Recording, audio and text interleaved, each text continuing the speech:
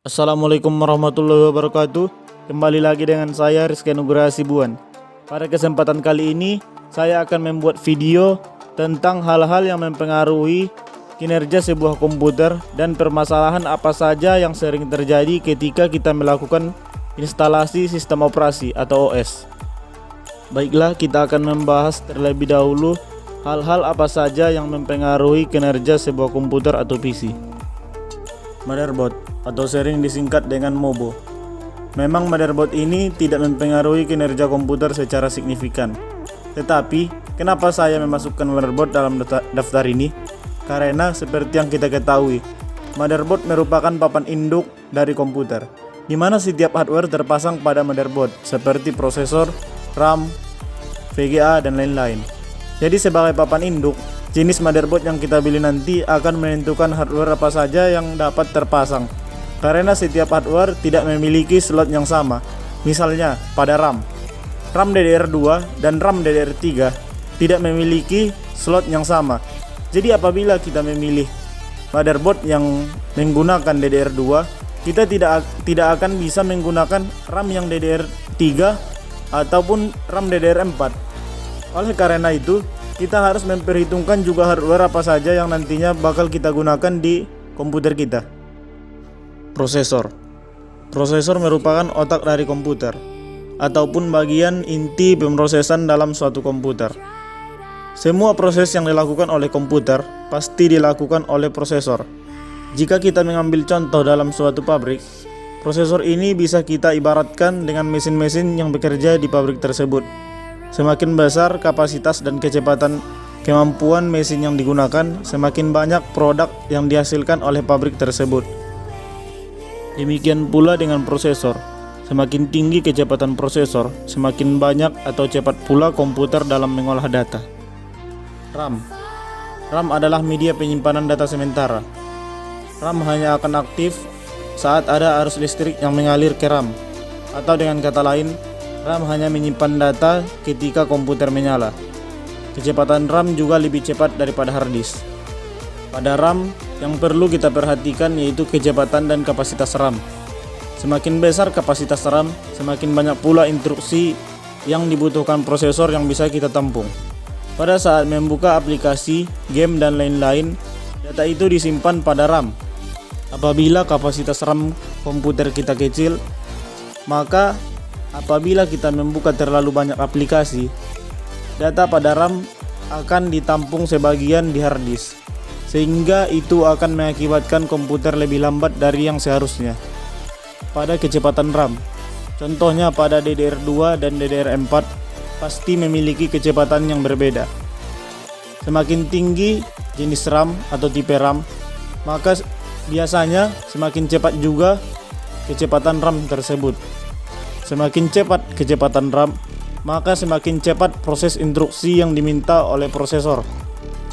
Dan juga, jika kita menggunakan RAM lebih dari satu dan memiliki kecepatan yang berbeda, maka komputer secara otomatis akan menyesuaikan kecepatan RAM yang lebih tinggi ke RAM yang lebih rendah. Graphic card atau biasa disebut sebagai VGA. VGA berfungsi untuk menampilkan gambar ke layar. Ini akan mempengaruhi performa komputer juga. Jika kita hanya menggunakan aplikasi yang ringan, mungkin VGA onboard sudah cukup. Tetapi jika kita menjalankan aplikasi yang memerlukan grafik yang bagus, maka akan sering timbul masalah apabila kita tidak menggunakan VGA yang memadai.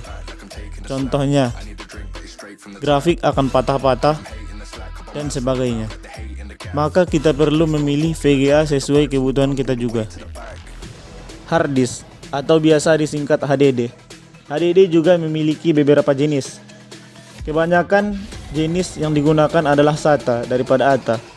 Hal tersebut dikarenakan kecepatan read SATA lebih cepat dibandingkan kecepatan read ATA.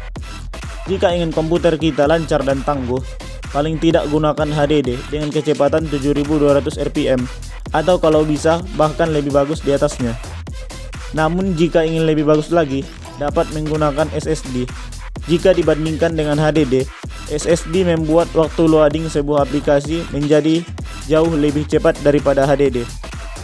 bandwidth atau front side bus, atau biasa disebut dengan bus, merupakan jembatan penghubung antara prosesor, RAM, dan berbagai komponen yang ada di dalam komputer. Hampir semua komponen di dalam komputer berkomunikasi melalui jalur ini. Sebagai ilustrasi, bus ini bisa kita katakan sebagai jalan raya penghubung antara pabrik dengan gudang utama. Semakin lebar jalan raya yang tersedia, semakin lancar distribusi yang terjadi antara pabrik dan gudang. Hal serupa juga terjadi antara RAM dan prosesor, yakni perpindahan data yang digunakan dilakukan melalui jalur bus ini. Contohnya, jika ada dua komputer yang memiliki prosesor dan RAM yang identik, namun memiliki ukuran bus yang berbeda, maka kinerja terbaik akan dimiliki oleh komputer yang memiliki bus yang lebih besar. Pada kenyataannya, bus ini mendapat perhatian yang sedikit oleh pengguna komputer. Salah satu alasannya ialah informasi tentang ukuran bus ini tidak dapat diketahui dengan mudah, karena biasanya tercantum dalam spesifikasi teknis komputer. Faktor lainnya adalah aplikasi. Aplikasi, baik itu aplikasi sehari-hari maupun sistem operasi, dibuat dengan teknik tertentu. Teknik yang digunakan bisa jadi belum optimal untuk alat-alat tertentu. Misalnya, prosesor quad-core mungkin belum bisa bekerja seoptimal prosesor dual-core, karena bisa jadi aplikasi yang digunakan memang dibuat untuk prosesor dual-core. Baiklah, kita masuk ke bagian tentang permasalahan apa saja yang sering terjadi ketika kita melakukan instalasi OS. Yang pertama, blue screen setelah melakukan penginstalan pada Windows 7 versi pertama dan versi-versi sebelumnya. Biasanya hal ini dialami oleh para pengguna Windows versi lama, seperti XP dan Windows 7 versi pertama. Setelah menginstal Windows ke dalam hard disk, mereka mengalami blue screen dan tidak tahu apa penyebabnya. Mencoba untuk menginstal ulang hingga mengganti hardware, tapi ternyata tidak berpengaruh apa-apa. Hal ini terjadi biasanya karena Windows versi lama tersebut belum mendukung teknologi SATA, atau biasa disebut dengan AHCI.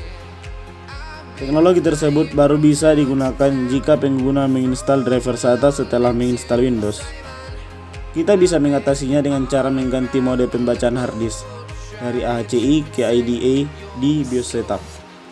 Caranya adalah ketika baru menyalakan PC atau laptop, kita akan melihat tampilan dengan tulisan pencet tombol tertentu untuk masuk ke menu BIOS. Setelah itu, kita cari opsi dengan nama AHCI. Ubahlah pilihan AHCI itu ke IDE, maka kita akan bisa langsung masuk ke dalam sistem Windows. File installer korup atau bermasalah. Biasanya hal ini terjadi karena sudah rusaknya media instalasi seperti CD atau DVD instalasi. Cara yang paling baik dalam melakukan instalasi adalah menggunakan flash disk karena lebih cepat dan lebih stabil.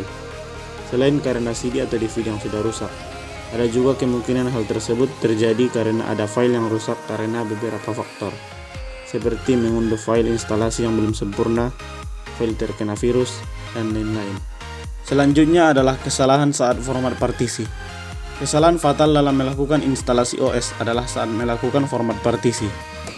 Format partisi pada dasarnya hanyalah melakukan format agar bisa dikenal oleh sistem operasi. Masalahnya adalah melakukan format ini akan menghapus seluruh atau sebagian isi partisi dalam hard disk. Bayangkan saja jika terdapat file penting di dalam hard disk kita, dan setelah itu file-file tersebut hilang karena terformat. Jadi kita harus memformat partisi dengan hati-hati, dan jika perlu data kita backup agar data tersebut lebih aman.